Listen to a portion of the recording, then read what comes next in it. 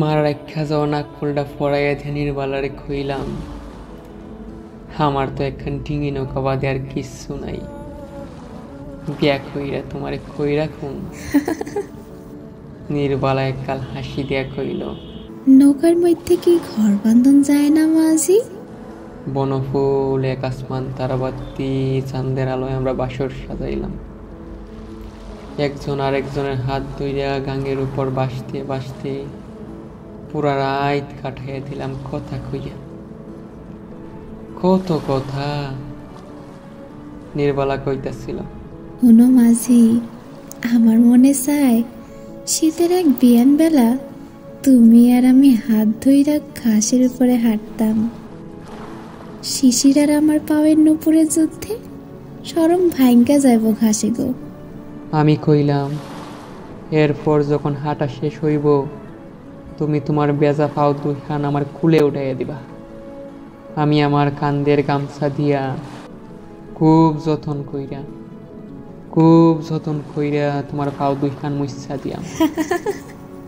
নির্বালা হাসিয়া উঠল, তার হাসির শব্দের কাছে হাইরা গেল ভাঙের ঢেউ।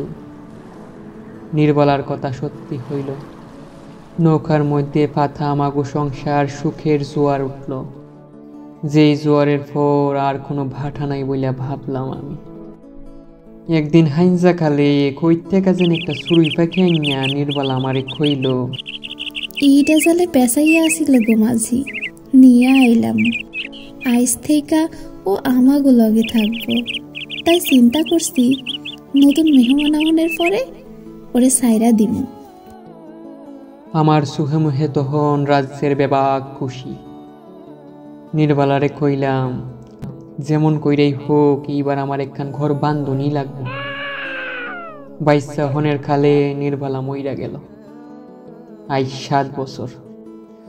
আমার হন ঘর আছে, ডাঙায় সংসার পাথনের মতন পয়সা আছে, ব্যান ভেলা গাছের উপরে জলমল করা শিশির আছে।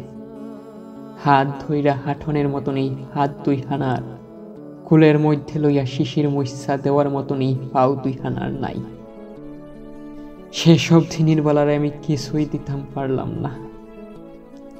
যার দুঃখে মাঝে মধ্যে রাইতের কালে বুকের মধ্যে তুফান উঠে, সব কিছু ভাঙ্গা যাইতে চায়, বাইসা যাইতে চায়, আমারে নিয়া যাইতে চায় নির্বালার কাছে। কিন্তু নির্বালা নিজের জান দিয়া যে মায়া হরনির বাইসা দিয়া গেল, হেরে রাইখা কোনোখানে যাইতে পারি না। রঙিন ফিথায় চুলের 2 ভেনি আর স্কুলের ফিরানের পরিসাইজা ভ্যান বেলা মাইয়া আমার হন স্কুলে যায়। আলতারাঙা 2 হান পায়ে নুপুর ফইরা ফরিংয়ের মতন হারাবি হাল উঠতে থাকে ঘাসের মধ্যে। ভন বাদরে ঘুইরা পাখির বাইসা ধইরা আনে পুষে খুব আদরে। আর আমি দেখি নির্বালা না থাকলেও আরেকখান নির্বালা বাইরে উঠতেছে আমার চোখের সামনে।